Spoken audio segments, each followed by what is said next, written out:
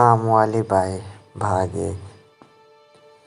गीता एक नौकरानी है जो लोगों के घरों में झाड़ू पोछा बर्तन करके अपना और अपने परिवार का पेट पालती है।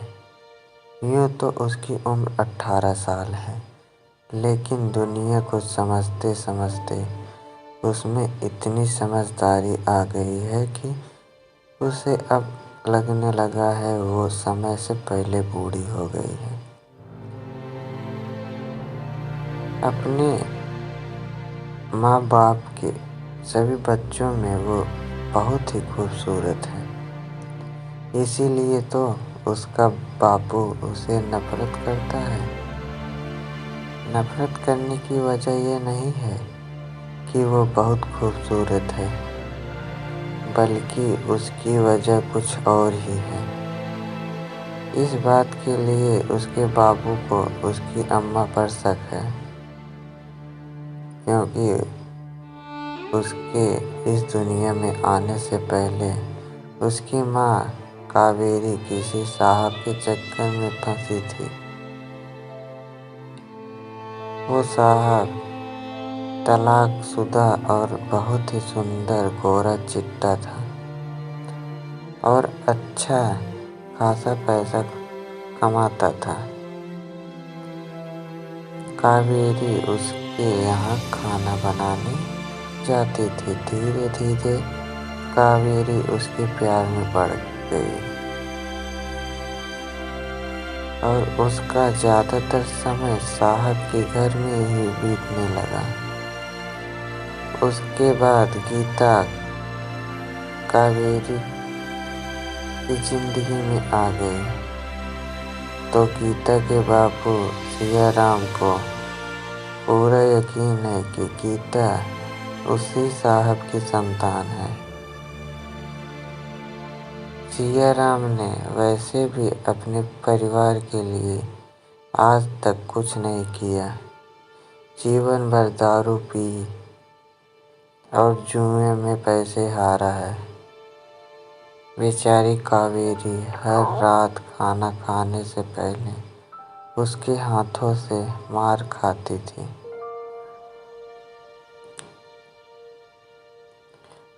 जब सियाराम उसके साथ ऐसा व्यवहार करने लगा तो कावेरी ने भी खुद को खुश रखने और सियाराम से बदला लेने के लिए साहब से संबंध बना लिए।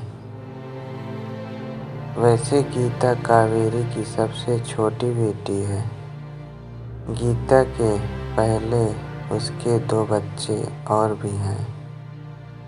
सबसे बड़ी बेटी लक्ष्मी जो 22 साल की और बेटा मुरली जो कि वे दोनों सियाराम की ही संतान हैं। दोनों में छवि भी सियाराम की ही है। बड़ी बेटी लक्ष्मी का ब्याह हो चुका है। दामाद भी एक नंबर का लुक्खा निकला। दिन रात दूसरों औरतों पर नज़र रखता है और बेचारी लक्ष्मी दूसरे लोगों के घरों में काम करके उसका और अपना पेट पालती है। उसकी किस्मत भी अपनी माँ जैसी निकली। उसकी एक बेटी भी है जिसे उसने अपनी माँ कावेरी के पास छोड़ रखा है और कावेरी का बेटा मुरारी उसने तो कम उम्र में ही नशा करना सीख लिया। जब भी पैसे मिलते हैं तो नशा करके कहीं न कहीं पड़ा रहता और जब नशे के लिए पैसे चाहिए होते हैं तो कूड़ेदान के कबाड़ बीनकर उन्हें बेच देता है। उसकी उम्र अभी तो लगभग 20 साल की है। इतनी कम उम्र में उसकी बर्बादी देखकर कावेरी का कलेजा मुंह को आता है। देर रात भूखा प्यासा घर लौटता है। कावेरी भी क्या करे, वो एक माँ है, उसे घर से भी नहीं निकाल सकती, बस जैसे तैसे पाल रही है।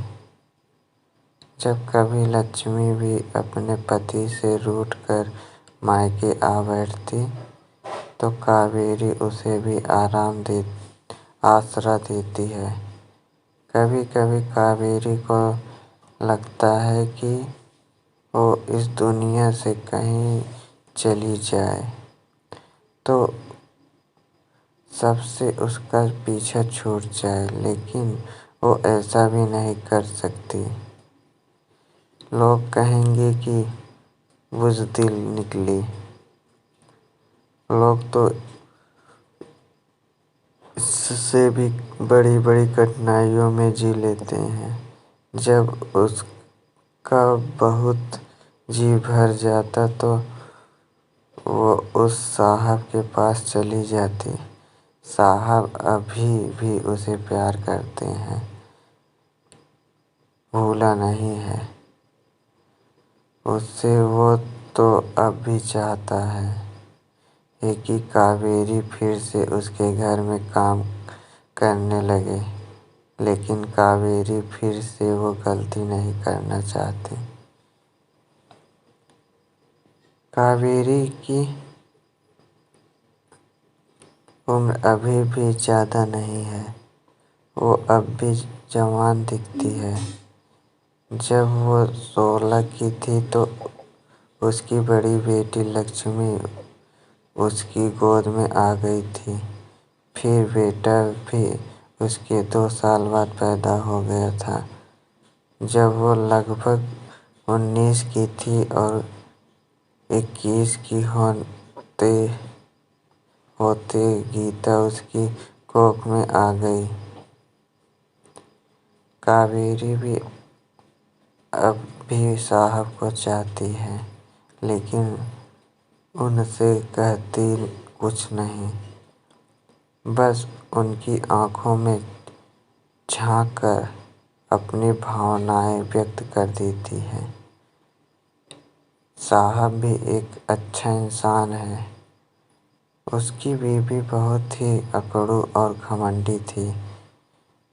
बहुत बड़े अमीर घराने से थी, ऊपर से इकलौती संतान, इसीलिए वो अपने पति को तवज्जो नहीं देती थी।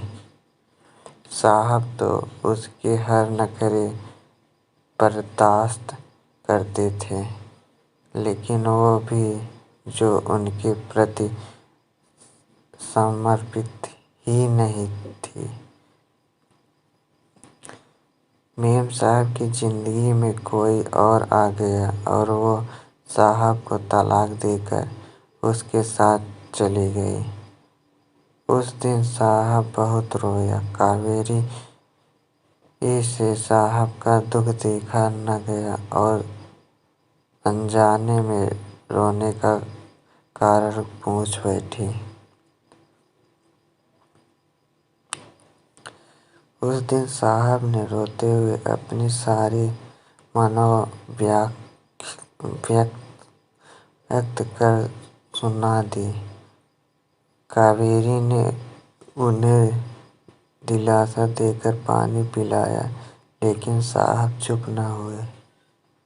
तब कावेरी ने उन्हें अपने कंधे का सहारा दिया और साहब कावेरी के सीने पर अपना चेहरा रख कर फूट फूट कर रोने लगे, क्योंकि वे अनाथ थे और अपना जीवन अनाथ आश्रम में गुजारा था। जब पत्नी का सहारा भी उनको न मिला तो उनका हृदय बुरी तरह टूट गया। ऐसे में उन पर कावेरी के स्पर्श ने मरहम का काम किया। जब दोनों की गर्म सांसें टकराई तो आग तो लगनी ही थी, और उस दिन दोनों अपनी अपनी मर्यादाओं को लांघ कर एक दूसरे में समा गए और इस स्पर्श को वो दोनों तो पवित्र ही मानते थे, क्योंकि उनमें वासना का समावेश नहीं था। मगर जमाने के लिए तो ये रिश्ता नाजायज ही था। और तभी कावेरी को पता चला कि वो तीसरी बार माँ बनने वाली है। उसे पता था कि ये बच्चा साहब का ही है, क्योंकि सिया राम तो 6 महीने से घर ही नहीं लौटा था। वो उस समय अक्सर कहीं न कहीं चला जाता था। सब कहते थे कि उसकी एक पत्नी और भी है, वो वहीं जाता है। लेकिन इस बात में कितनी सच्चाई थी वो कावेरी भी न जानती थी। जब उसके गर्भ ठहरने वाली बात उसने साहब को बताई तो वो बोले, अब तुम आराम करो इस बच्चे का और अपना ख्याल रखो। मैं तुम्हें हर महीने पैसे भेज दिया करूँगा। और फिर उस दिन के बाद कभी भी साहब ने कावेरी को स्पर्श नहीं किया, क्योंकि उनका प्रेम सच्चा था। उसमें वासना मिश्रित नहीं थी। बस उस समय कावेरी से यह कहा था कि क्या मैं एक बार तुम्हारा पेट छू कर उस नन्ही सी जान को स्पर्श कर सकता हूँ। ये सुनकर कावेरी की आंखें में आंसू आ गए और वो दुखी मन से आखिरी बार साहब के गले लगकर खूब रोई। साहब भी आंसू बह निकले, लेकिन तब भी उन्होंने कावेरी को नहीं रोका जाने दिया।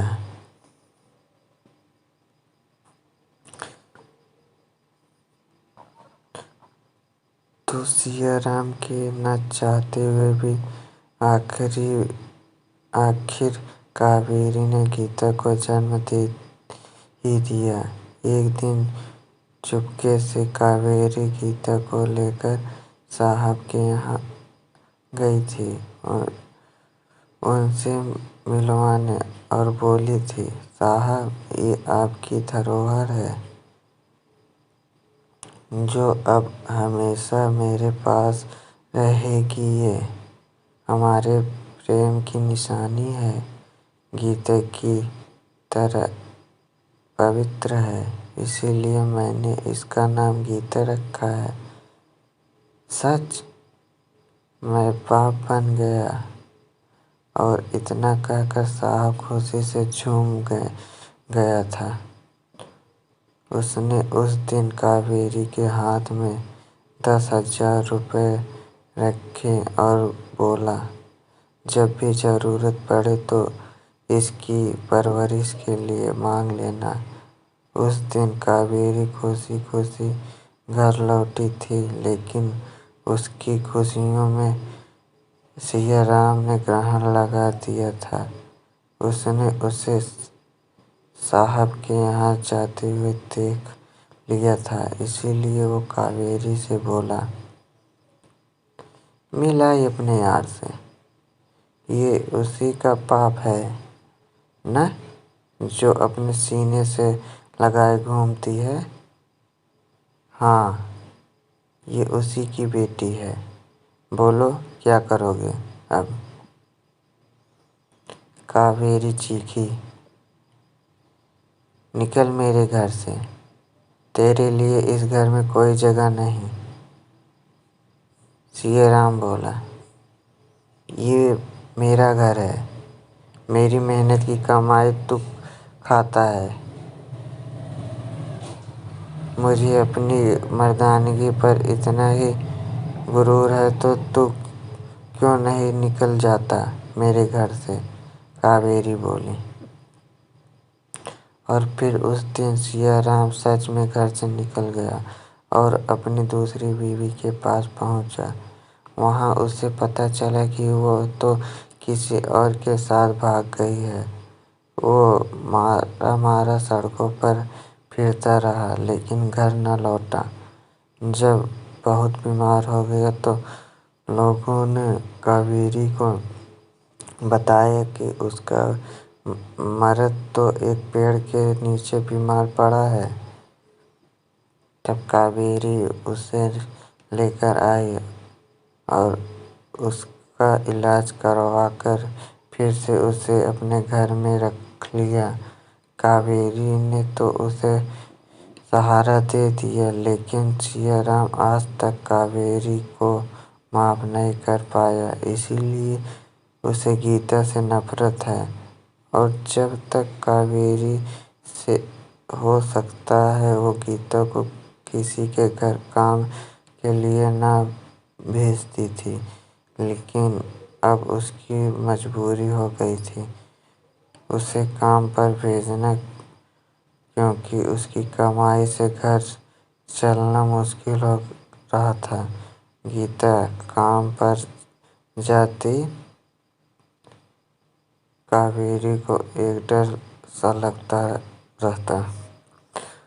वो ये कि गीता जवान खूबसूरत है और उसे झोपड़पट्टियों में रहने वाले मर्दों और लड़कों की गंदी निगाहों से कैसे बचाए। इसीलिए उसने गीता को सख्त हिदायत दी थी कि वो सलीके से सलवार कमीज और दुपट्टा डाल कर जाए, लेकिन लड़की का बदन कितना भी ढका क्यों ना हो, मर्दों की हवस भरी नजरें उसके बदन को भीतर तक टटोल ही लेती हैं। अभी तो महीना पहले की ही बात है, रज्जू की बेबी किसी साहब के यहाँ 2 महीने से काम कर रही थी। एक दिन साहब घर में अकेला था। मेम साहब बाहर गई थी तो उसने उसे धर दबोचा। बेचारी बच्ची रोती रही, गिड़गिड़ाती रही, लेकिन साहब ने जब तक अपना मन की बात न कर ली, बेबी ने तब तक न छोड़ा। बेबी ने जब अपने घर में बताया तो उसकी माँ ने कहा, हम उस साहब की रपट नहीं लिखा सकते, तो बहुत बड़ा आदमी है।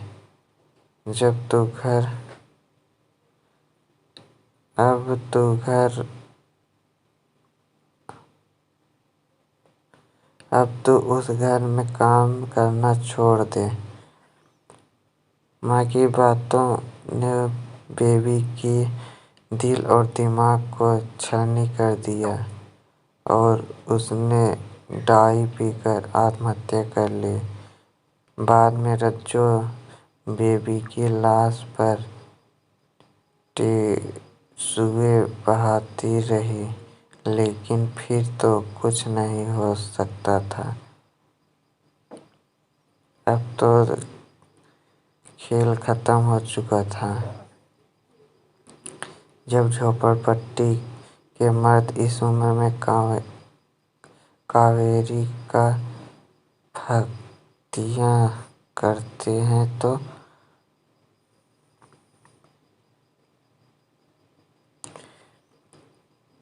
जो कि अब उसकी उम्र हो चुकी है, तो फिर गीता तो अभी जवान है, उसको भी कहाँ छोड़ते होंगे। लेकिन गीता अपनी माँ की तरह दब्बू नहीं है। अभी परसों ही तो उसने धनीराम के बेटे सोनू का मुँह चप्पलें मार कर लाल कर दी। हुआ यूं कि गीता ने लाल दुपट्टा ओढ़ रखा था और सोनू ने उसे देखकर गाना गाना शुरू कर दिया। लाल दुपट्टा वाली तेरा नाम तो बता। बस क्या था।